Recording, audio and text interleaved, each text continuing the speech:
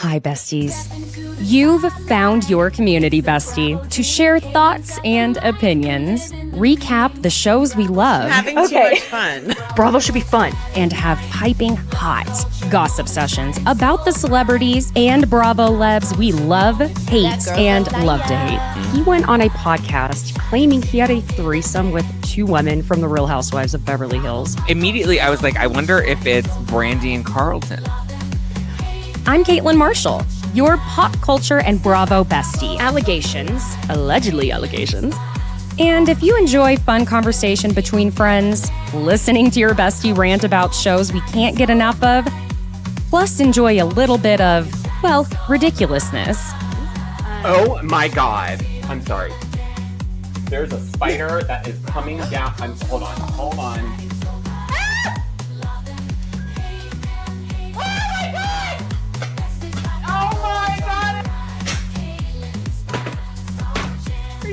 It's like the Blair Witch Project.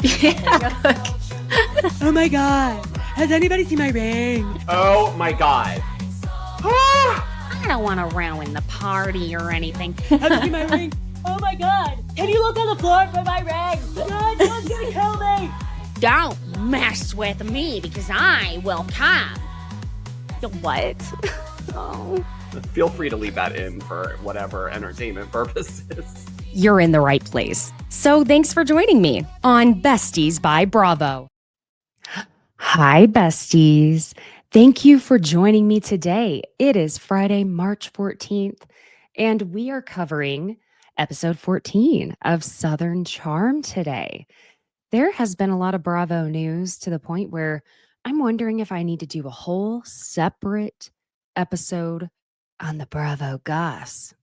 What do y'all think? If you're watching on YouTube, leave a comment if you want a Bravo gossip session, even if it's not the latest breaking gossip. But if you just want to have like a little chat about it, maybe we could do that. I think that'd be fun. Let me know. And if you're listening on audio, send me a DM. I would love to know if you're interested. I haven't done one in a while, like a good full-on goss session, besties. Anyway, let me know. We'll see what we can do. Okay, this was an interesting episode of Southern Charm, following an episode of Summer House, Southern Charm, Summer House, Southern Charm. And I have to say, this episode that I'm recapping today, and the episode of Summer House. See, can't say it. Okay. The episode of Summer House that I recapped yesterday, they were very heavy informational type of episodes that really set things up. This Southern Charm one for the finale, and the Summer House one for everything to come. And I want you to bear that in mind, that no, this isn't the most, I'm not going to call what happened in this episode exciting. It was a lot. It was some very heavy stuff, I should say. So bear with me because I have some thoughts on the information we did receive. Okay. Bear with me while I adjust my mic. It was like right in my face. And now, okay, there we go. All right, let's get on into it, my friends. We do pick up with everyone back from the Bahamas and unpacking. It would be so hard for me to not just stay in the Bahamas. How many times, here's the new drinking game. How many times is Caitlin going to feel sorry for herself that she is not on a tropical vacation? How many? You'd be drunk already. Okay.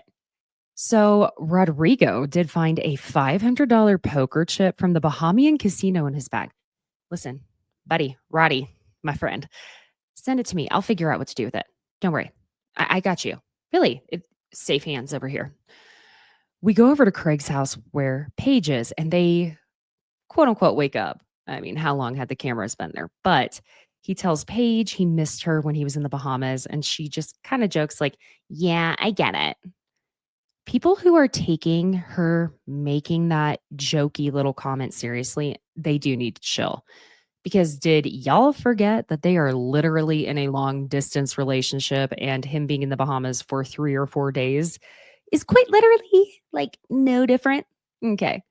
But y'all, it was 1:30 p.m. that they were getting up to have breakfast. I don't know that number one, I've ever slept until 1:30 p.m. I'm one of those people that even if I had been out the entire night prior and didn't go to bed until 8 a.m., I am going to just be miserable and be awake within 2 hours. Hmm. So I still, yeah, the breakfast thing. I, I'm still gonna have a hook in my craw about this content creator I saw that was truly bent so out of shape about Paige being like, "Okay, so you gonna make me breakfast?" When I have to say this again, if you didn't listen to my summer house recap, then this is news to you. I saw a content creator, I don't like calling people out, but my God, and I'm not going to say their name, post about how they thought this was just so appalling that Paige would want and expect Craig to make her breakfast when she was staying at his home. How do you know that Craig doesn't enjoy making breakfast for his girlfriend? At least at that time, his girlfriend. Craig is the male homemaker. He's the male Martha Stewart. Of course, he would love to make breakfast. And it's Craig. If he didn't want to, he would have door dashed it. He has the money to do that. My God, sometimes people will just find anything to hate on a woman, especially, but anything to hate on someone. Okay. So she sits to eat with him and she asks him what else and what all happened on the Bahamas trip. And Craig brings up the quote unquote breakthrough he had with Austen and relays what the conversation was. Then he tells Paige that basically he thought that he was getting sober to keep an image, as in Austen thought that. And he tells Paige that he told Austen, no, I was getting sober because I'm an addict. He says that the next day, Austen was really good about asking him if he only wanted, say, soda water or non alcoholic drinks, etc. Just really being supportive. And Craig says that having to use the word addict made him feel paper thin and also powerful at the same time. I think paper thin, though, to be honest, is a really great analogy. So, it was actually so great that I don't even think Craig realized how great it was because it's almost as if you really are flapping in the wind, easily torn apart to the point that you are so thin, it's like almost transparent, but not transparent enough that anyone could see actually how deep and difficult and painful this is. Look at me being all philosophical, my besties. Huh. Now, when we come back to Craig and Paige talking, Craig, why are you sitting on the counter like that, my friend, with your little bare feet in the sink? Didn't you just make food on that counter? Just saying. Craig says that other than talking to Paige or his parents, he's never used the word addict. And he tells us in confessional that he comes from a family of alcoholics. So when he hears that someone is quitting drinking, in his mind, he knows the reason. And he doesn't like talking about it because he thinks it makes people uncomfortable. See, I think it only makes people uncomfortable because it forces people who are still drinking or imbibing and whatever it is they choose to reevaluate their use, the quantity, the frequency, and the reasons why they are doing it. He feels that this conversation between he and Austen, where he made that admission, really just made their friendship whole again. We go over to Austen's house and his darling sister, Katie Kroll, shows up. I feel like Austen's incredible growth this season is a result of therapy, Audrey, and Katie Kroll verbally kicking his booty. Okay. Austen tells Katie about how Craig told him his struggles with addiction and that he thinks he should have known and seen that Craig was having these issues with alcohol because of, remember, the whole Adderall addiction that had been brought to light in the past. But Katie makes a great point here that sometimes you do need the other person to verbalize it before you can actually grasp what's going on. And aside from that, you do need that person to verbalize what's happening because then it becomes an accusation. And you know what people do with accusations? They go on the defensive. It's natural. If someone accuses me of something, even if it's true, well, now if it's true, I'm going to be like, okay, fine. But at the same time, most people, when you are being labeled, pinpointed as something, accused of something, you're going to be defensive even before you realize, oh, well, hot dang, that's true. That's me. You got me. Austen says that his perception of an alcoholic has always been someone who's waking up in the morning wanting to pour that Jack or Jaeger in their bowl of cereal, but he's feeling like it's resolved unless something else comes up in behavior from Craig, and he's just really feeling this best friend connection with Craig again.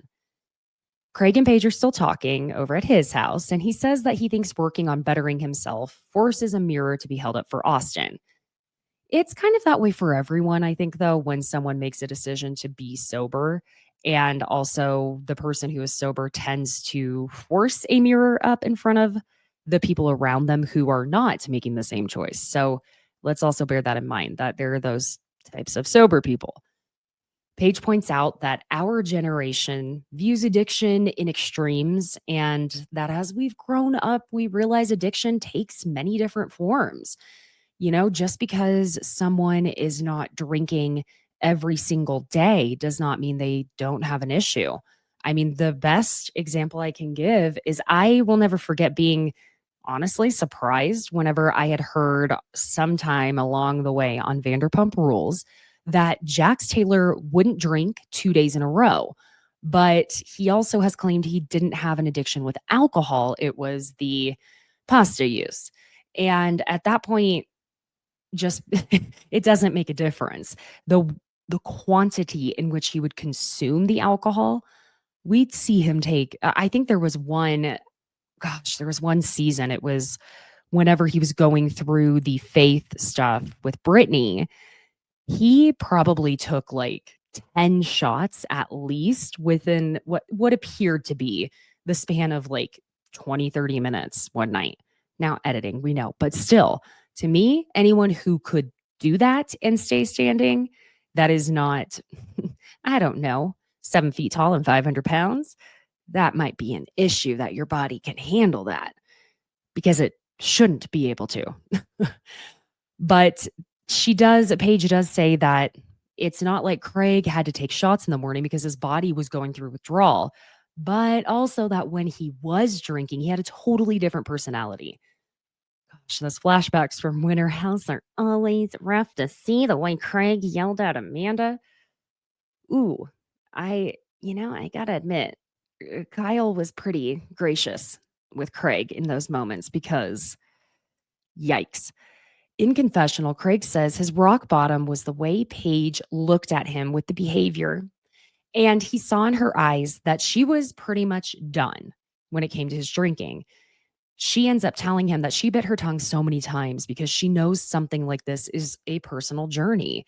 And Craig says that he feels so lucky that she was there for him when he was ready to get help because a lot of people wouldn't have stuck with him on it. And that's another thing a lot of people should consider when it comes to the Craig and Paige relationship, which is all of the strains this had to have put on their relationship so early on.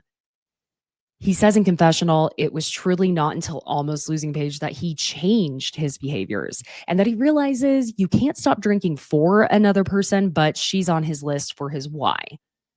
Paige tells him she's proud of him and that he's had a whole new self-awareness in the last year that he hasn't been drinking. And he says that he'll always be grateful she was there for him in his rock bottom and doesn't plan on ever going back to that place. Yeah, I really hope for his sake and everything he's worked for and built that he doesn't go back there. And a breakup is a prime time for that to happen. Let's be real about that. But Paige is always great at breaking the tension, kind of, because I don't know how well it broke the tension. Let's just say that. She tells him, well, just now, if I have to leave with the kids in the middle of the night, I will. And he makes the remark back to her that is, I know, because you make your own money. The power dynamic around money in this relationship is quite interesting, and especially career in this relationship and growth in career and stability independently. Because doesn't it say more at this point, though, for how Paige felt about Craig that she didn't need his money? Wearing that $6,000 Prada dress on Summer House the week before this when she was yelling at Kyle. I can't even, 6,000. Jeez. Oh, you get a little warm in here. Suddenly I'm sweating. Excuse me. Y'all, I'm still battling my throat trying to close down on me, you know? Anyhow, at Madison's house, her mom comes and there's Brett and Hudson having a water gun fight. I don't know if you noticed this about Madison and her mom, but they both do the Southern whisper talk. They have their rosé and it's cheers to what? To being together. Don't you just love the South? Yes, honey, don't you just love lace and bows? Oh, bless her heart. Oh, I do love lace and bows so much. Have you seen Lily Pulitzer's latest collection? Her spring 2025. I do just love it so much. Oh, bless her heart. I'm fixing to get around for the evening for supper. Madison brings up Hudson's smart mouth, and her mom says he gets it from her. And she brings up this story of not being able to find Madison at a restaurant when she was 6, and that when they found her, she'd ordered a 3-course meal all by herself. And let me tell you, I bet Madison was sitting there going, and I'll take a Birkin bag while I'm at it. You know what? Why don't you just go ahead and bring a stylist on in for me? I need a whole new outfit. This is not floofy enough. I need more glitz. I need more glam, and I need more pink. If she was anything like I was as a child. We do find out that Brett's tests for cancer came back negative. So it's a huge loosening of breath for Madison and everyone in that family as a whole. Madison tells her mom that as soon as they found out, Brett said he was ready to start trying for that baby, honey. And she had joked with him that they'd end up with 4 kids because if she didn't have a girl, they were going to have to keep trying for it. And lucky for them, she is having that girl this summer. Also lucky for their wallets. But Madison, girl's been doing so many Amazon lives.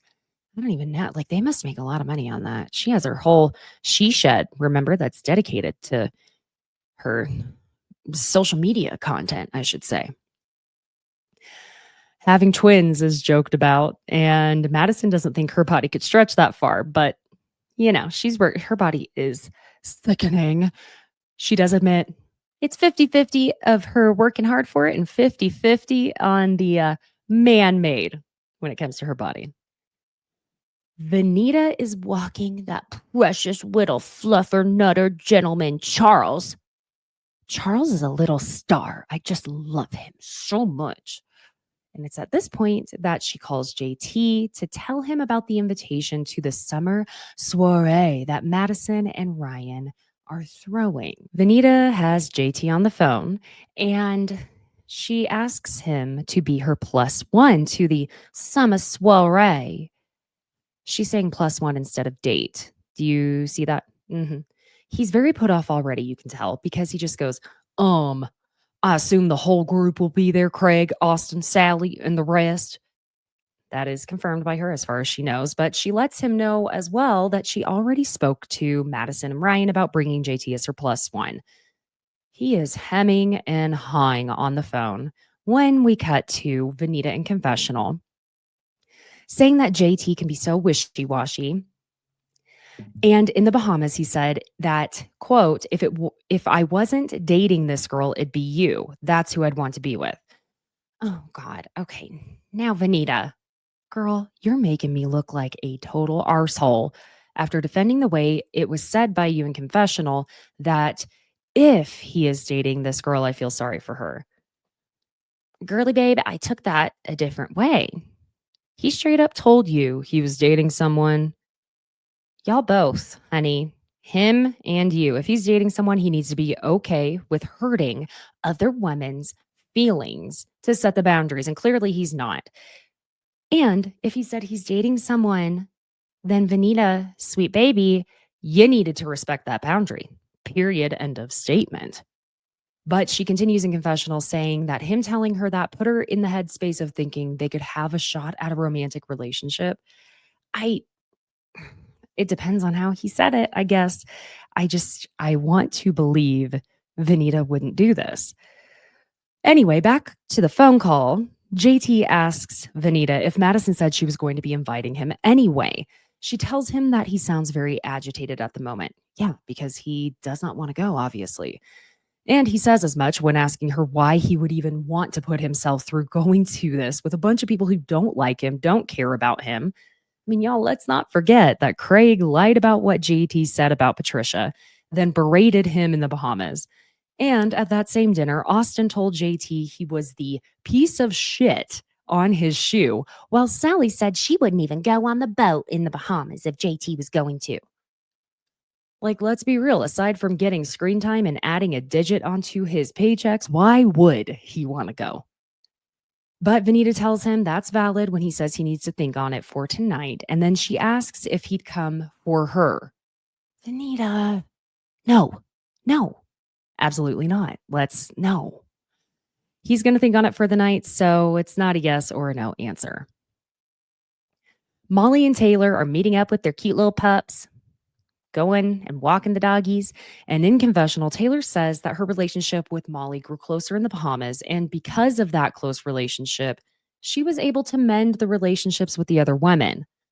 Now they sit down on a park bench because, that little, I have a habit of calling French bulldogs little piggies. That little piggy Penny. Don't they remind you of little piggies the way they snort? They can barely breathe. They just make little snorty sounds. Anyway, Shep, the dogs are getting hot. But yeah, so Shep is brought up and how he probably added to the salt water in the Bahamian Ocean from all those salty sienna tears. Shep is also back from Cuba and unpacking. In confessional, he says, I usually get what I want, and I'm a spoiled brat. So that thing with Sienna hurt, but I'm trying to let the heart win these days. So I'm ready to experience the real thing and potentially go all the way with the right person. Yeah, no shit to all this shit, because like I said, you viewed Sienna as a possession, a toy, if you will, that you wanted. And I want it right now, Daddy. And wow, at your big old grown age of 46, you're just now ready to explore the real thing of a long-term serious relationship. The maturing you did dating a 26-year-old woman. My goodness. He does admit in his confessional that it took him a long time to get into this headspace. But he does call his dad, and while his dad's asking how the Bahamas went, he tells him he didn't know what was coming, knew something was amiss, and that it essentially didn't go well. His dad basically just says it wasn't meant to be, and that he needs to move on. Okay. Kind of fascinating how Shep now thinks he's this wise and insightful sage to the world now that he's gotten rejected and had a real heartbreak in his 40s. And now he's going to romanticize and wax poetic about everything. And he does start waxing poetic and confessional about how he thinks it's a good thing for you to get your heart broken and get the bumps and bruises on this unstable terrain in the mountains, of the hills, of the Rockies that we call life. The way this man lives for a metaphor that is always either entirely cliche or entirely nonsensical would be amusing if he didn't truly fancy himself to be, I don't know, such a scholar of the world, Socrates, if you will. He says he'll look back fondly and that at the moment, there's not a ton of nostalgia, but maybe there will be. Thank you for that wisdom, that kernel of poetic wisdom, Shep. We really needed that. Back to Taylor and Molly. Molly having this conversation about Shep with Taylor is kind of wild to me. Not kind of, very wild. So wild, in fact, that I do not believe it was Molly's idea to go to Taylor with this whatsoever. I would have to say, I believe it's production that instigated this one. But moving on. She tells Taylor that it's not like she's in love with Shep or something. I mean, Jesus Christ, I sure hope not. And that she felt uncomfortable when they were in the Bahamas, whenever everyone was trying to push her toward Shep, prodding her to go for it. She felt like she was in middle school. And Taylor agrees that it did feel a bit forced. Molly does admit she was just floating in the ocean with her beer and started crying. In confessional, Molly also admits that she started her period that day. And what a cruel twist of the patriarchal gods to flick her little ovaries and start the flow while in the Bahamas. I mean, Aunt Flo, could you not just wait a few days? God. She says it wasn't Shep's behavior that was getting to her, it was the pressure from the group. She admits to Taylor that she's seen the way Shep dates and that she's not putting all of her eggs in that basket. Taylor is actually trying to say at this point that Shep dates the quote unquote old timey way. Ma'am, ma'am. Yes, that's exactly how they dated in the 50s, where a man would, well, some of it, yes, that he would expect his woman that he's courting to quit her job, but forget about the part that he wants her to travel around the world on a budget of $10,000. Still, yeah, it was 10,000, right? Yeah. Anywho, and him calling her an effing idiot when she drops an egg in an egg toss game, then not to mention him cheating on her multiple times, not learning how to have sex properly with a woman so that she never once has a full-blown climax in it, and also that he is going to have no intention of marrying her. Yes, very old-timey. Very old-timey. Molly adds that she's probably a decade too old for Shep. And in confessional, Taylor says that Shep and Molly are both kind of similar. They're quirky, have somewhat similar values, except that she feels she can safely assume Molly doesn't have the values of cheating. But Taylor just tells Molly she needs to get out there and meet someone organically. And y'all, I don't know if it's just because we have two shows being filmed in Charleston with people that all know each other, but it seems to me like Charleston is actually a very small town city, that it would be so small and so difficult to meet someone you don't already at least know of or have heard about, and that also doesn't already know of or hasn't already heard of you. Now, this next scene, Sally is going to go get her implants taken out because she feels like she got them for the wrong reasons, which was for a man. So there you go. And aside from the fact that I have to say, I am very, very surprised that she is only 29 years old at this point. That's the whole scene, babes.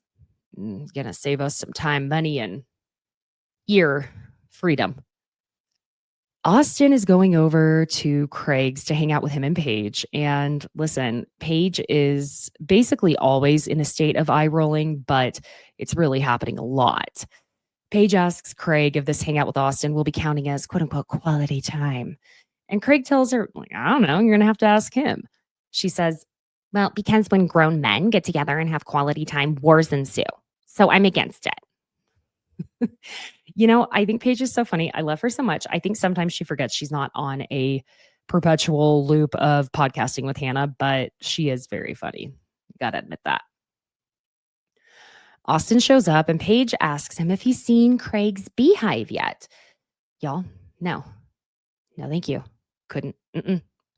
No beehives for me. No beehives. I know they're good for our environment, good for the climate. Save the bees. Yes. I mean, gosh, do y'all know what I did one time? I was at the pool with McCoy, and I was saying there was another mom there with a kid that was close to McCoy's age, and we're just kind of in the shallow end with our kiddos. And a bug flew by, and I was like, oh, thank God it was a bee. I mean, thank God it wasn't a bee. Excuse me. I mean, I know it's like all save the bees and stuff, but I cannot stand them. Get them away from me. Keep them away from me. I hate bees. And she's silent. And we've been having a lot of conversation. And I look up. She is literally wearing a Save the Bees hat. And I was like, oh, I mean, save the bees. I know, save the bees. Anyway, when Paige asks Austen if he's seen the beehive yet, Austen just says he hasn't seen a lot of things of Craig's, we'll say, in a while. And she just goes, oh, that's right, because you don't love us anymore. But he tells her he hasn't seen either of them in like 10 weeks. And that's when she says to him, I don't date you. No to the bees. Thank you so much. But all right. The queen bee is mating and whatnot. So Paige is loving that the queen bee murders the male bees. And the way she does it is Paige explains she has sex with them and then she flies off and then she rips their dicks from their bodies. And I'm going to implement that into our culture. Same, babe. But you're saying that to two men who are both very fond of their appendages. So the joke falls flat on them. They all go over and sit in the grill area, and Paige ends up saying, I heard you guys cried and made out with each other. Austin's just like, something like that. And she starts cracking up, asking if she's mean, where Craig says no, but apparently Miss Pat would say yes. And it makes Paige laugh even more. Austen says that in all seriousness, the rift between him and Craig broke his heart, and he knew Paige was coming into town, and that Madison would say she was hanging out with them, and it would make him sad and basically give him FOMO. Paige tells him, look, I love you as a friend, but my loyalty will always be to Craig no matter what. So if Craig is fighting with someone, I also have to hate them. And that's just how it goes. Exactly. Exactly. If my bestie hates someone, or someone does my bestie wrong, or even a friend, it's on. It is. Y'all, the things I will do for people I love, honey. The way Paige said on Summer House that Kyle was lucky she didn't go up one side of him and down the other. I would be doing that for her if she were my friend. So I'm just saying, we're on the same page, Paige. Austen says he gets it, and in confessional says that this is the friendship he has really missed with Craig. Just hanging out with him and Paige at Craig's house without it feeling forced. Austen's girlfriend Audrey is brought up, and Paige asks how old she is. She's 26, and Austen is 36. She asks him if Audrey is trying to progress in their relationship, but he says they haven't really gotten that far and that they haven't even said the L word yet, which she says is good because he confirms that they've only been dating 6 months at this point.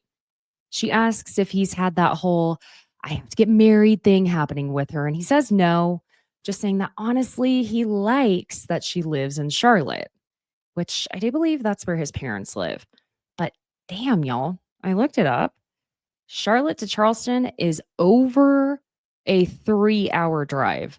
At that point, you may as well be living the same distance that Paige and Craig are, because the flight from, say, JFK to Charleston is only 2 hours, 20 minutes. And if you have that fast pass or clear or whatever it's called, when you fly and you're not checking bags, literally just as long. Because that Charleston airport, when I went, it is not a busy airport.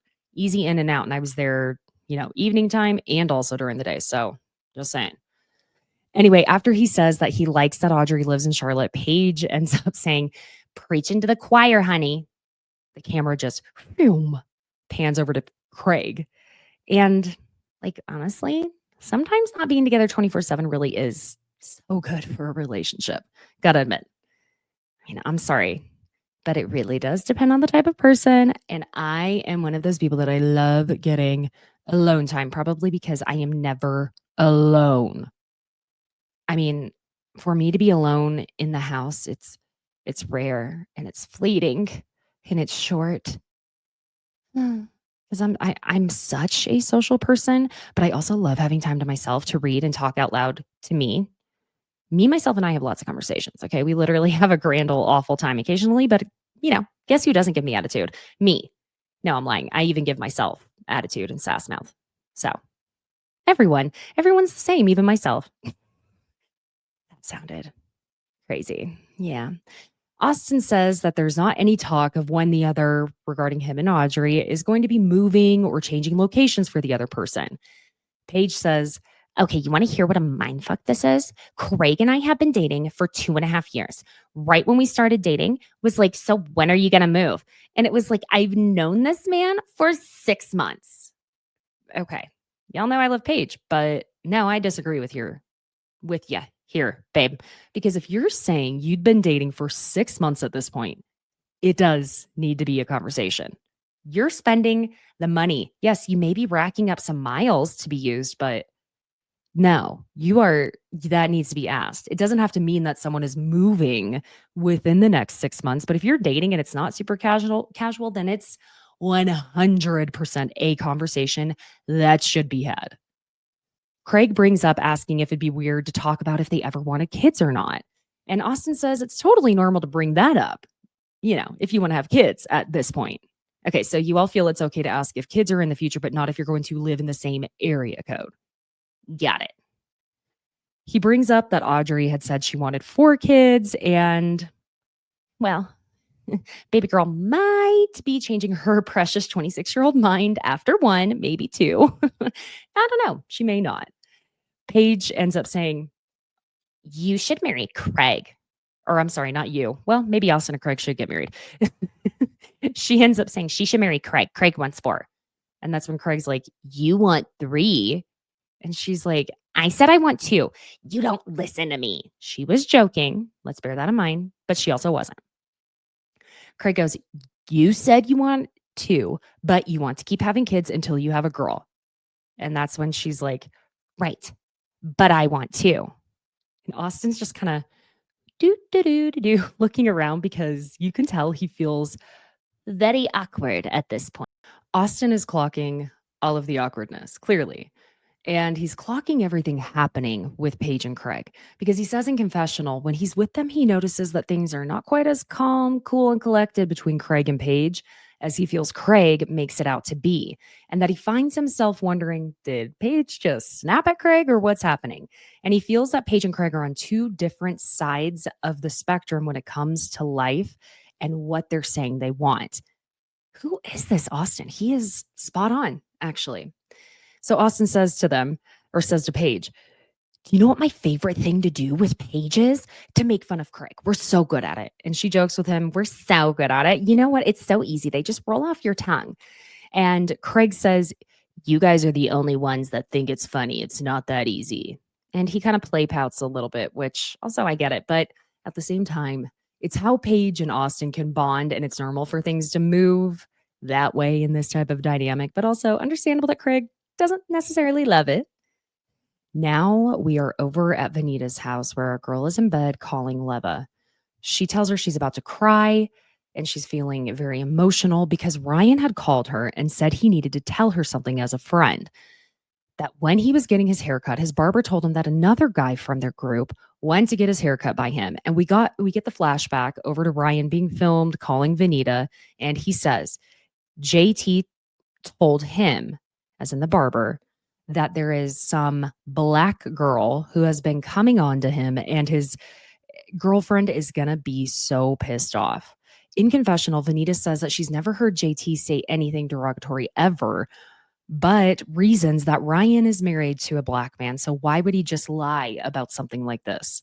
Ain't that the question, though?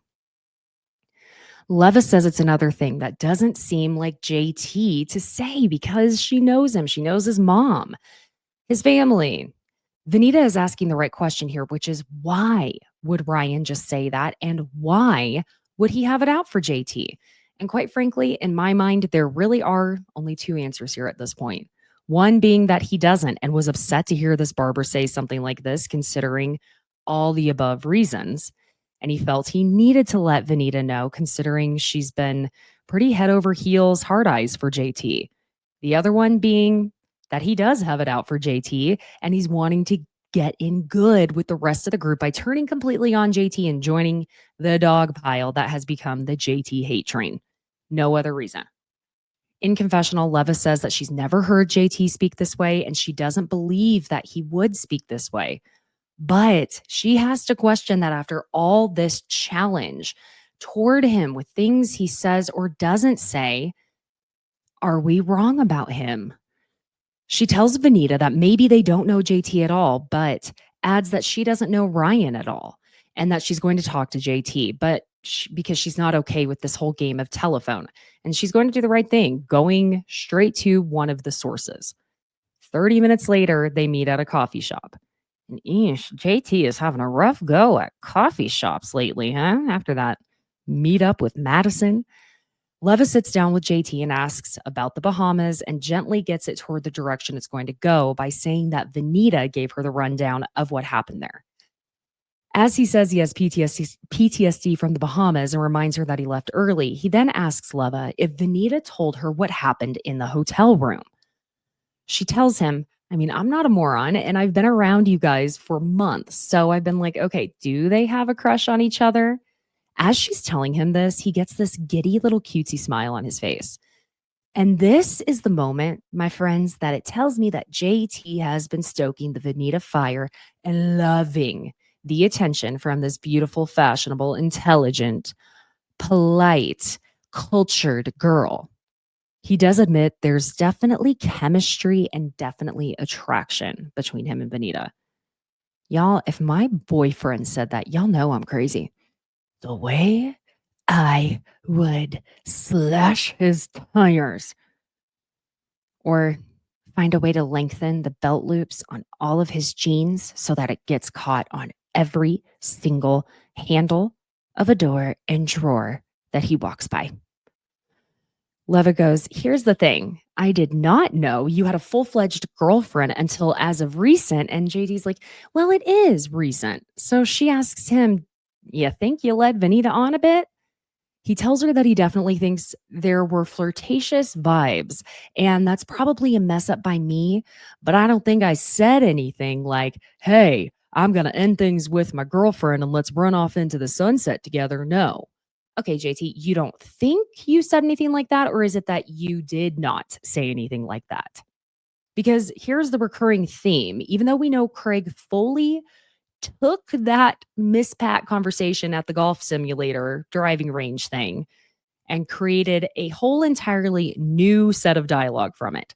But why is JT even having to defend the things he said or didn't say so often? That's the question. Leva says she gets it and that she's not trying to demonize him. So he tells her about Venita inviting him as her +1 to the summer soiree. He then says that after the Bahamas, he's had time to process things and that he doesn't think going with her is a good idea because people get hurt that way. Well, we're well past that, buddy. In the flashback we got of the phone conversation between JT and Venita, I'm reminded that in the after show, Venita said the conversation actually continued from where it was cut off that was shown. And she had told him he was making her look like a homewrecker, that she threw her phone and slammed the door. Also, that she spent $5,000 on him at that shop, that boutique on clothes. Sir. Also, ma'am. No. Because in that after show, she's there with Leva, and Leva was like, what? I don't spend $5,000 on my friends like that. And no. I mean, if I had that kind of money, but you got to be like very wealthy to just be going, hey, let me just give you $5,000. It's no big. Jeez. Leva begins the next part by letting him know that there's more and how she doesn't want something to be perpetuated if he didn't say it. She then tells him that Ryan uses the same barber as him apparently, and she knows they both got their hair cut recently. And Jesus Christ, JT, it's very weird. It's very weird. Because he interrupts her to say, oh, yeah, I did. Does it look good? And she's just like, you can see on her face, like, dude, it's not about your fucking hair, moron. She's just like, yep, yeah, you look great. You can also tell how uncomfy Leva is at the moment to have to be relaying this information to him because she clearly does not want to have to be the one to do it. She does finally get to continue and says that he, as in Ryan, said that the barber told him that you verbatim said, there's some black girl trying to get me to break up with my girlfriend, and Venita is distraught. JT immediately is, like saying no, and that it sounds racist, and that he isn't racist. While Leva lets him know that Venita is saying she feels used because she thought they were real friends, and that now it has her thinking that basically now I'm just some black chick that is trying to break up his relationship. And he's like, I'm so sorry that she thinks that, but no, this is yet another time where words are being put in my mouth.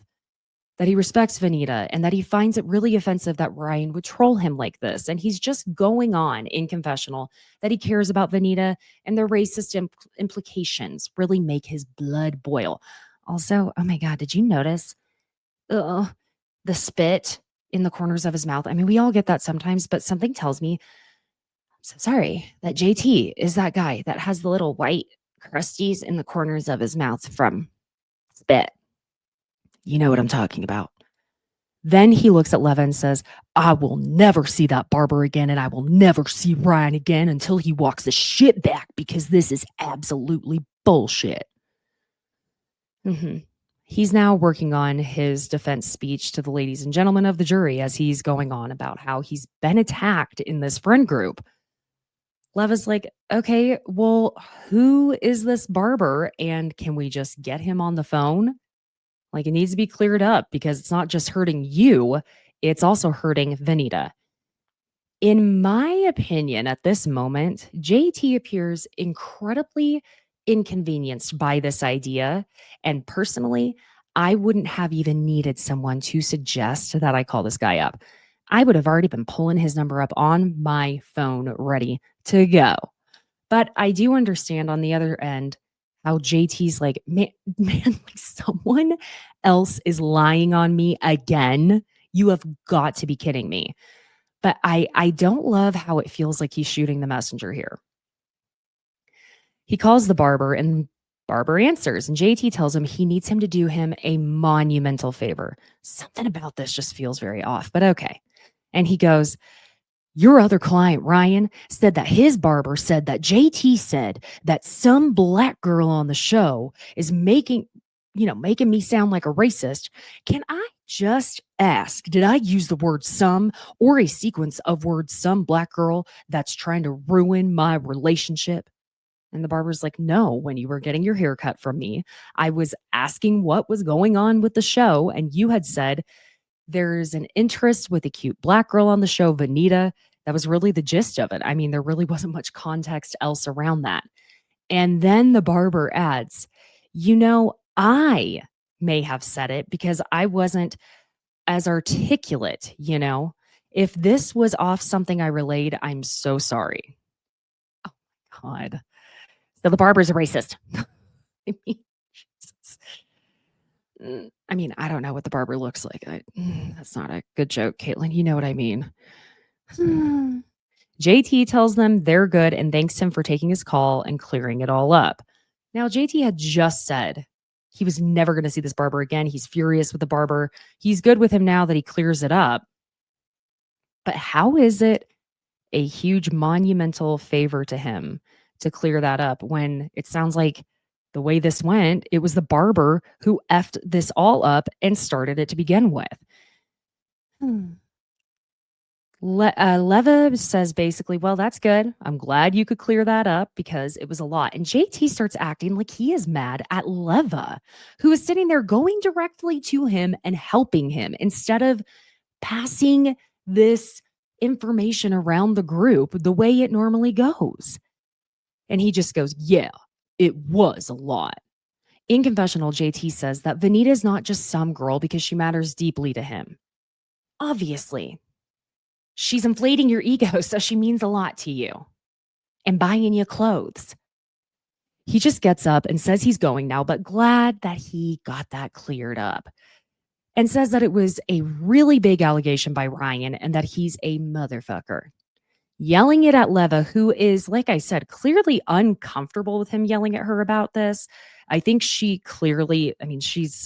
got the emotional, mental maturity and wisdom to know that it's not necessarily about her and that he's just taking it out on her. But still, again, talk about shooting the messenger. We get a card saying 10 minutes later. We're back at Venita's where she's now taking a phone call from JT, and he's telling her that he had just met with Leva and that he's shaking because he's really upset right now. Throws in that he knows Venita is really upset, but keeps saying he's so effing pissed right now. He says, I'm upset that he hurt you. I'm upset that he hurt you by insinuating. I mean, Leva's hurt. Her husband's black. Now I'm hurt, but I had no idea you guys were hurting. Oh, I get what JT is upset about. On the one hand, he's acting as though something even worse was said. And it would have been so incredibly effing horrible if he did say, oh, yeah, some black girl. At the same time, it gives me these weird, I don't know, intuitive feelings that something more and or worse was said and that's why he's freaking out. I could be wrong. This was bad. Don't get me wrong. But it just feels off, is really where I'm going with this. Do you know what I'm saying? I feel something more is under there.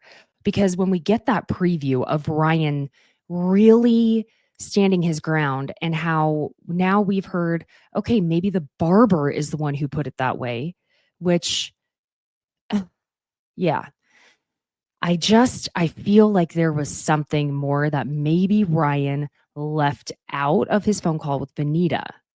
Do you see what I'm saying? I could be wrong, but it's and granted, again, that would be really awful the way that was said. And I'm not minimizing that. What I am saying is I just have this gut feeling that there's more. And we're going to have to see. But anyway, Vanita's telling JT to calm himself down, and he tells her that he got the barber on the phone and cleared it with Leva sitting right there. Then he says, I want to talk to you. I told Leva I got to call her because I fucking love you, but I'm done.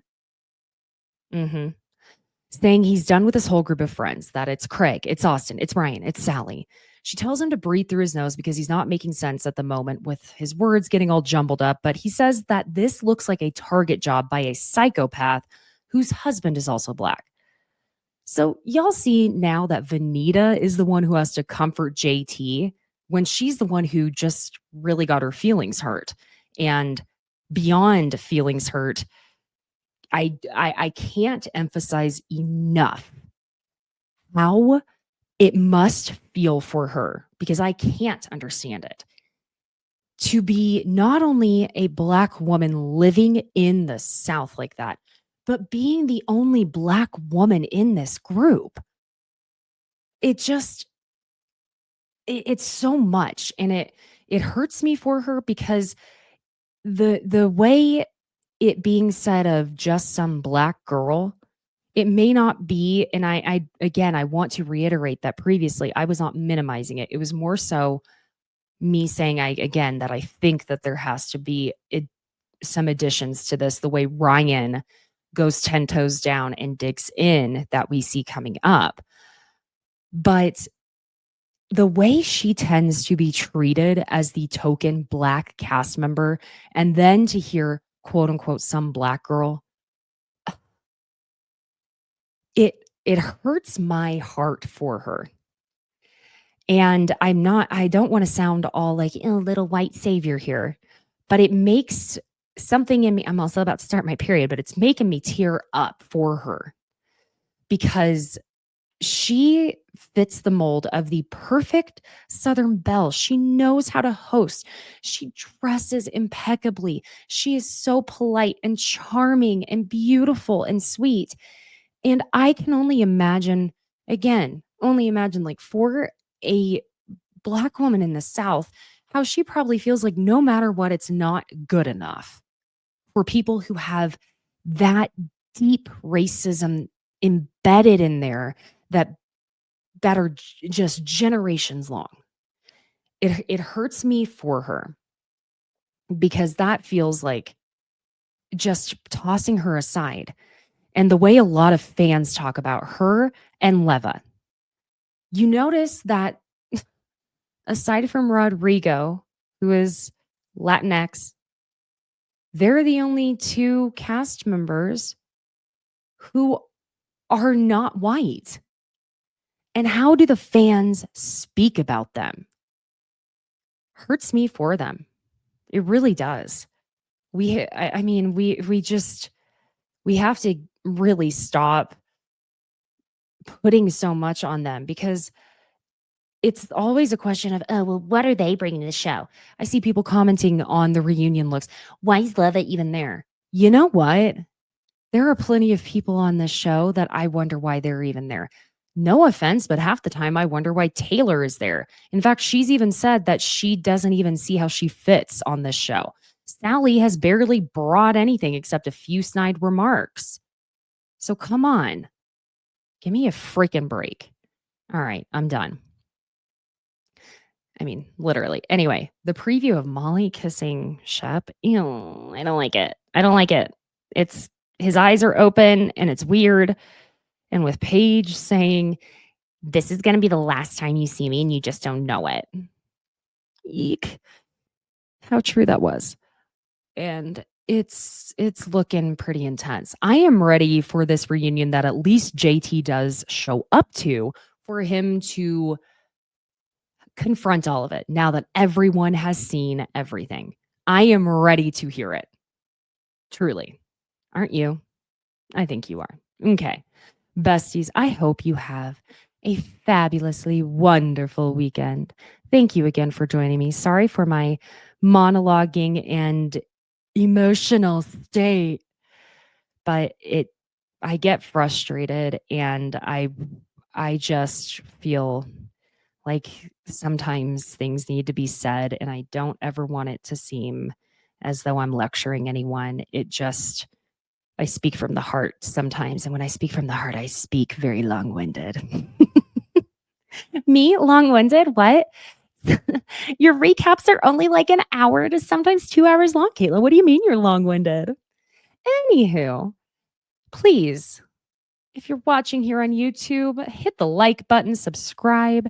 And if you aren't already subscribed to YouTube and you are listening on audio, go head on over there, as well as TikTok and Instagram, where my handles are all the same, at Besties by Caitlin. And Caitlin is spelled Caitlin. Leave a 5-star review if you're feeling generous today. It means the world. With a little comment about what you do like about the show, it really does mean so much. And be sure and check out the Pop Culture Besties Etsy merch shop with all of the Bravo and reality TV inspired merch designed by yours truly. Besties, like I said, have a wonderful weekend, and thank you again for joining. I will see you next week. Bye.